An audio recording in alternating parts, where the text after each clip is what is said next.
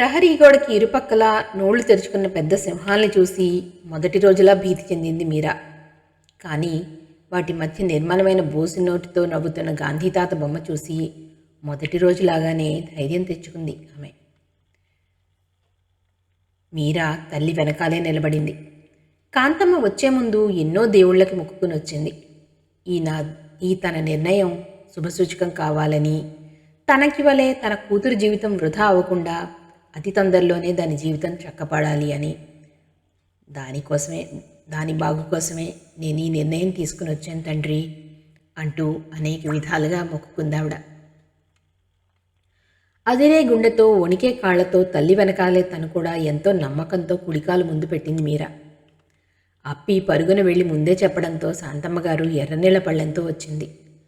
అన్నగారిని వదినగారిని అక్కడే ఆగమని మీరా చేతిలోని విజయ్ని తను తీసుకుంటూ, మీరాని వాళ్ళకి హారతిచ్చి కట్నం అడుగు అందావిడ. ఆవిడకి చాలా సంతోషంగా ఉంది. మీరా అయోమయంగా చూస్తూ నిలబడింది. ఏమిటది నా ఈ జాదస్తం అంది కాంతమ్మ. ఆవిడకి ఇదంతా ఏమిటోలా అనిపించింది. కాంతమ్మ మాటలు శాంతమ్మగారు పట్టించుకోలేదు. మీరా పరిస్థితి కూడా గుర్తించే స్థితిలో లేదావిడ.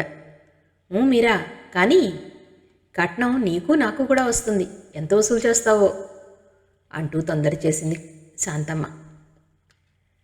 శేఖరం గొంతు కోసం ఒళ్ళంతా చోలు చేసుకుని ఎదురు చూస్తున్న మీరా యాంత్రికంగా ఆవిడ చెప్పినట్లుగా చేసింది.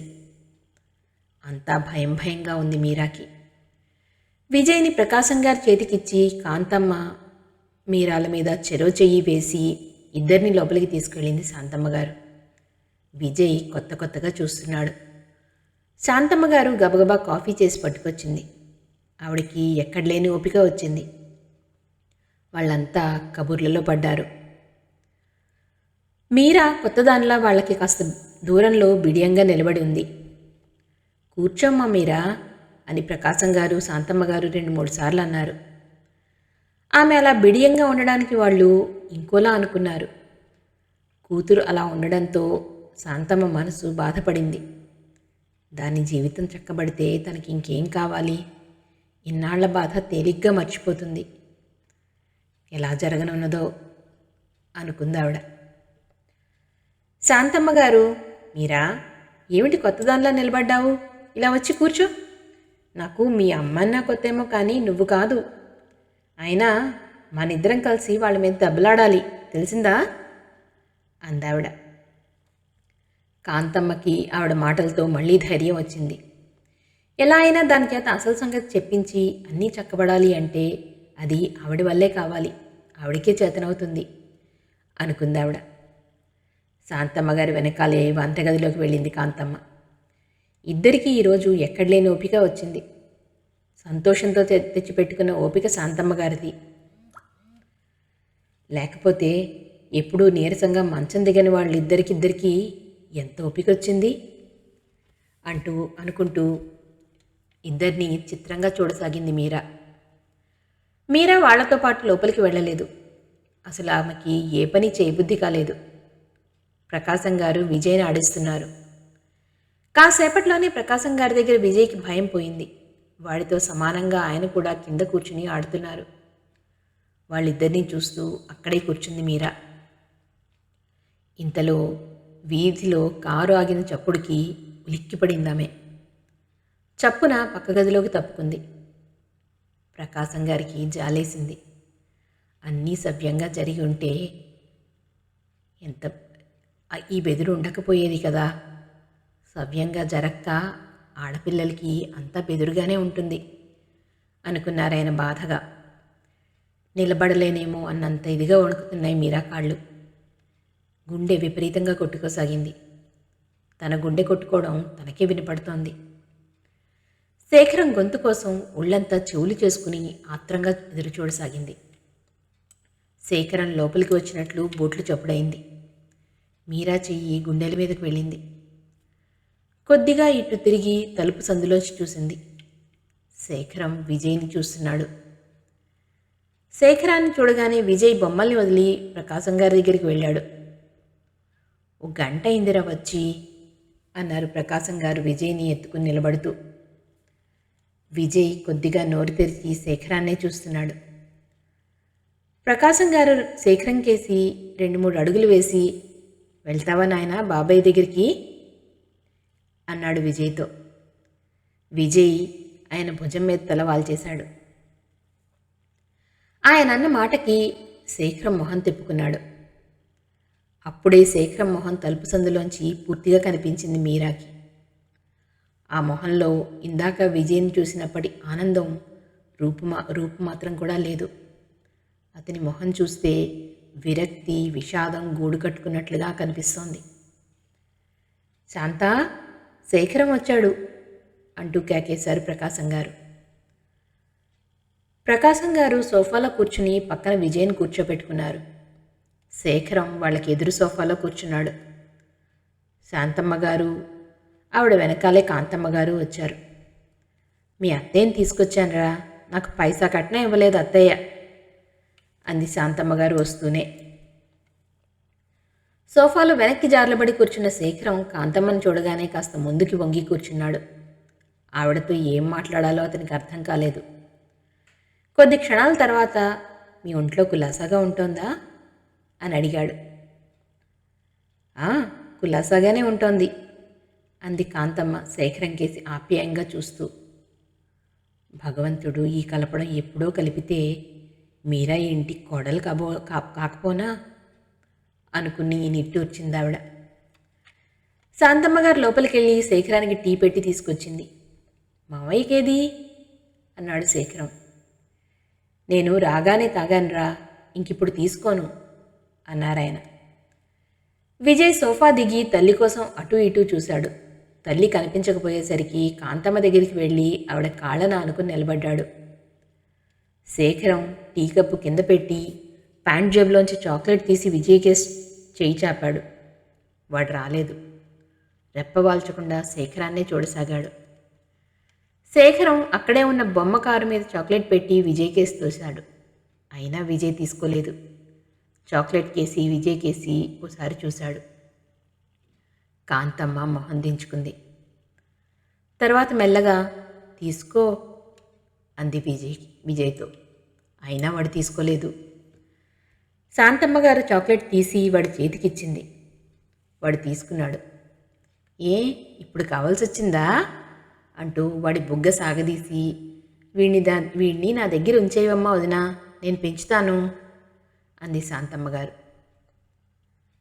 తప్పకుండా ఉంచుకోండి అంది కాంతమ్మ. ఆవిడ గొంతు ఎలాగో ఉంది. ఇది గ్రహించిన ప్రకాశం గారు, నీ ఇష్టమే అని శాంతమ్మ గారి కేసి చూసి, వాడిని ఉంచుకుంటే నన్ను ఉంచుకోవాలి అన్నారు నవ్వుతూ. వాళ్ల మాటలు పెళ్ళిళ్ళ మీదకి మళ్ళాయి.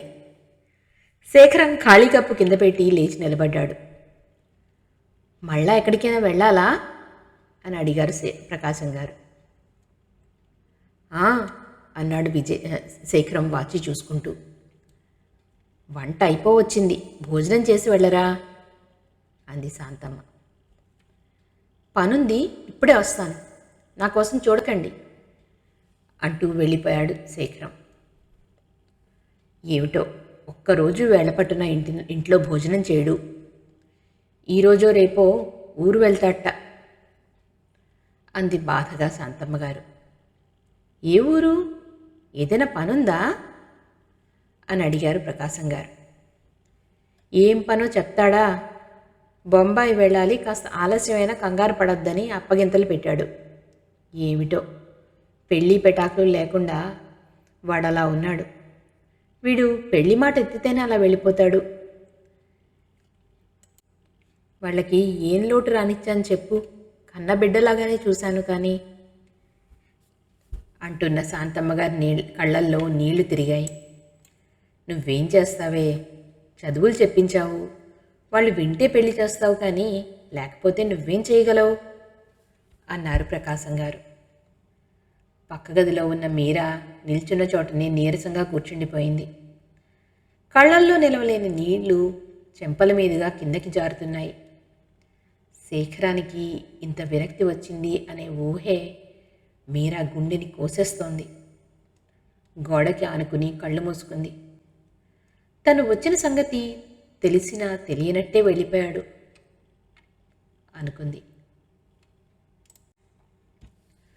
ప్రకాశం గారి భోజనం అయింది. ఆయన భోజనం చేస్తుంటేనే విజయ్కి కాంతమ్మ అన్నం పెట్టింది. తర్వాత ఆవిడ మీరాని పిలిచింది.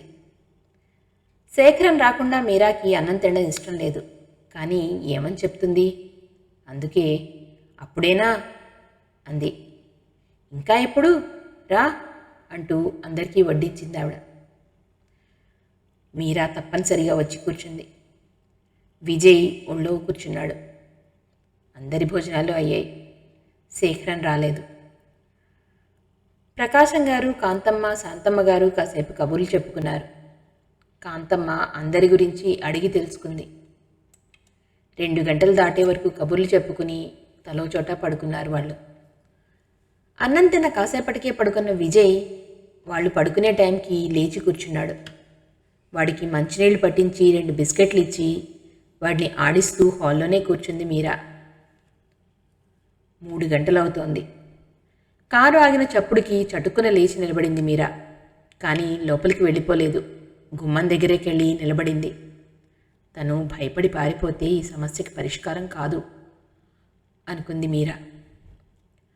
శేఖరం లోపలికి వచ్చాడు. అతన్ని చూడగానే విజయ్ నిలబడ్డాడు. శేఖరం ప్యాంట్ జేబులోంచి బిస్కెట్ ప్యాకెట్ తీసి విజయ్ ముందుకు చెయ్యి చాపాడు తీసుకోమన్నట్టుగా. విజయ్ తీసుకోలేదు.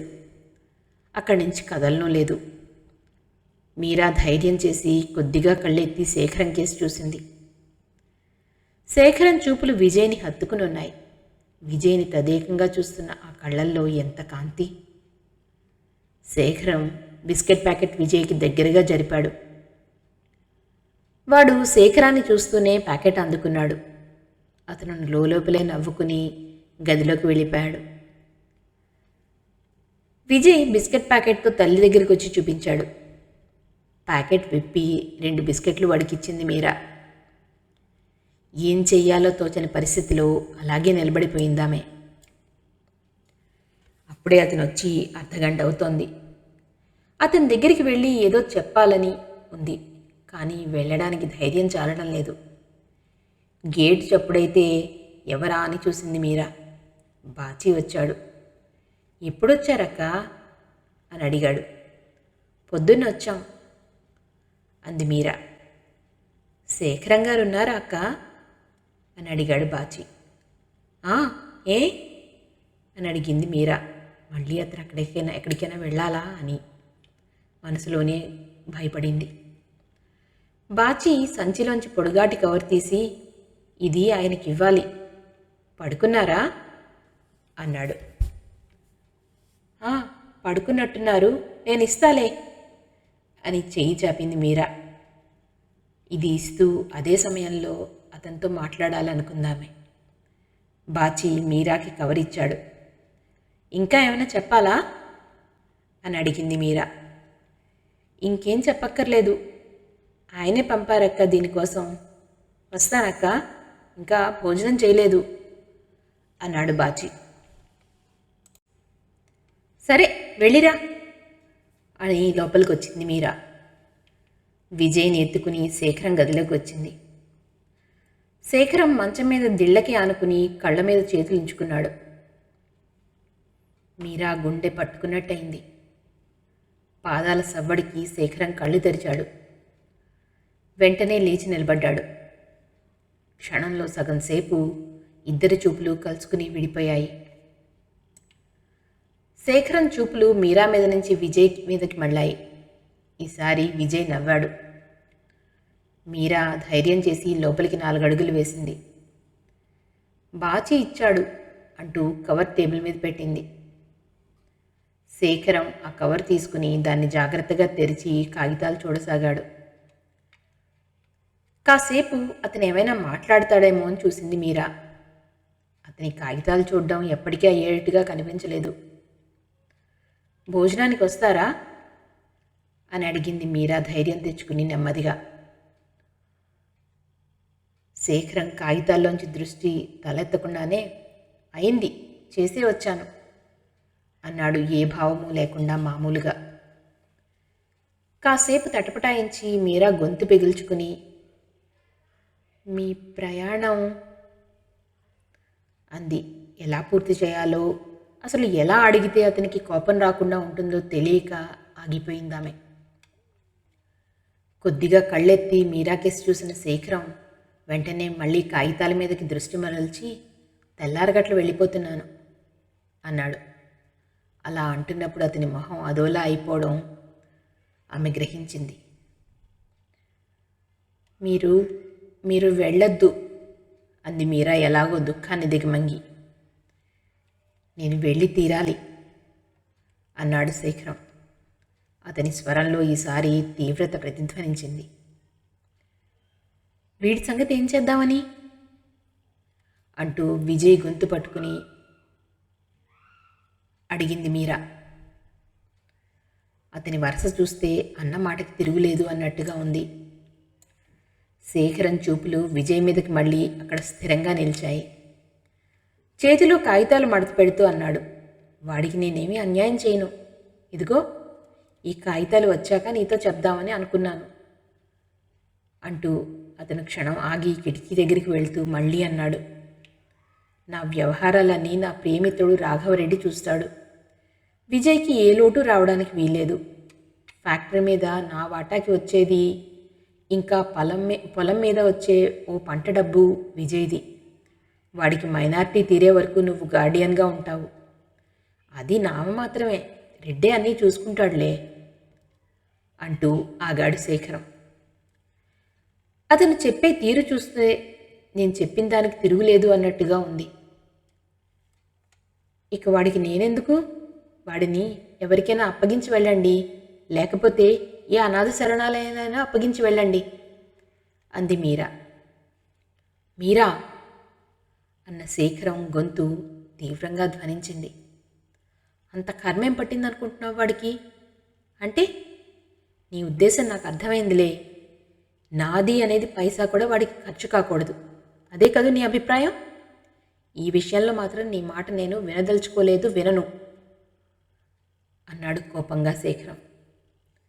విజయ్ మీరా చేతిలోంచి కిందకి దిగాడు. మీరాకి దుఃఖం వచ్చింది. తన మనసు అతనికి ఎలా అర్థమవుతుంది? అతనికి అర్థమయ్యేలా తను ఎలా చెప్పగలదు అనుకుంది. మీరా కళ్ళల్లో తిరిగిన కన్నీళ్లు శేఖరం చూశాడు. తను అంత తీవ్రంగా మాట్లాడి ఉండకూడదనిపించింది అతనికి. అతను మీరాకేసి 2 అడుగులు వేసి, నీ మనసుకి కష్టం కలిగించే మాట ఏదైనా అంటే క్షమించు మీరా. నిన్ను బాధ పెట్టాలని నా ఉద్దేశం కాదు. మన ఇద్దరి మధ్య వాడు నలిగిపోకూడదు, వాడి భవిష్యత్తు పాడవకూడదు. నా మాట మన్నించి ఇలా వెళ్ళిపోయే ముందు నువ్వు వచ్చినందుకు చాలా ఆనందంగా ఉంది నాకు. ఇందుకు నిజంగా నీకు కృతజ్ఞతలు చెప్పుకుంటున్నాను అన్నాడు. మృదువుగా పలికిన ఆ మాటలకి మీరాకి ఇంకా దుఃఖం వచ్చింది. అయ్యో, నా బాధ ఇతనికి ఎలా చెప్పాలి? ఎలా చెప్తే అతను నమ్ముతాడు? ఎలా చెప్తే అతనికి కోపం రాకుండా ఉంటుంది అనుకుంది మీరా. విజయ్కి అక్కడ పాడు చేయడానికి వస్తువులేవీ లేవు. దాంతో వాడు ఇటు అటు చూస్తూ నిలబడ్డాడు. శేఖరం రేడియో మీద బొమ్మ తీసి వాడికిచ్చాడు. అది తీసుకుని కింద కూర్చున్నాడు వాడు. విజయ్ ఆ నెమలి బొమ్మతో ఆడుకుంటుంటే సంబరంగా చూస్తూ నిలబడ్డాడు శేఖరం. అతను చెప్పదలిచింది చెప్పేశాడు, ఇంకేం మాట్లాడ్డనమాట అనుకున్న మీరా శేఖరం కేసి తిరుగుతూ అంది, మీకు వాడంటే ప్రాణం అని తెలుస్తూనే ఉంది. నా గురించి మీరు అందరినీ వదిలి వెళ్ళక్కర్లేదు. విజయ్ని మీ దగ్గరే ఉంచుకోండి, నేనే వెళ్ళిపోతాను అంది మీరా. తల్లిని బిడ్డని వేరు చేసేంత మూర్ఖుణ్ణి కాను. నాకేదైనా చెయ్యాలనే అనిపించింది, కానీ నువ్వందుకు ఇష్టపడవని, అంగీకరించవని ఆ ప్రయత్నం మానుకున్నాను అన్నాడు శేఖరం. చిచి, తనేమంది, అతనేమనుకుంటున్నాడు? విజయ్ విషయంలో కూడా అతను డబ్బు గురించి అనుకుంటున్నాడు అనుకుంది మీరా.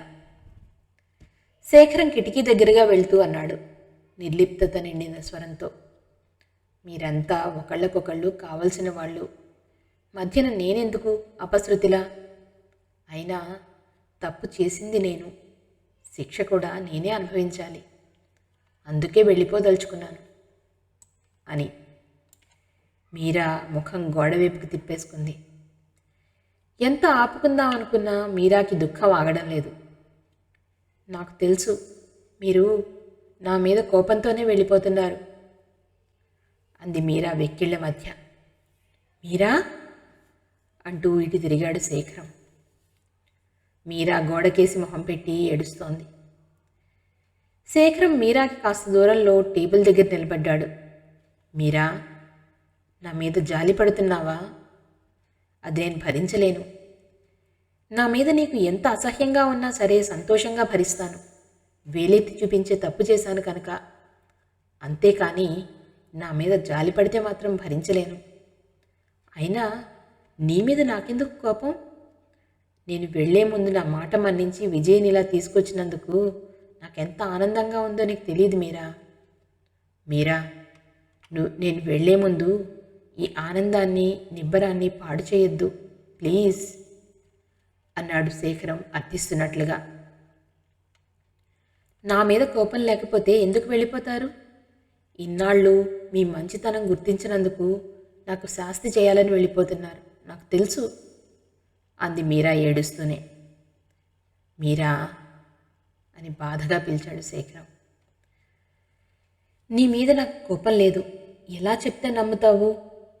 అయినా అన్నీ వివరంగా ఉత్తరంలో రాశాను కదా, పూర్తిగా చదవలేదా అన్నాడతను.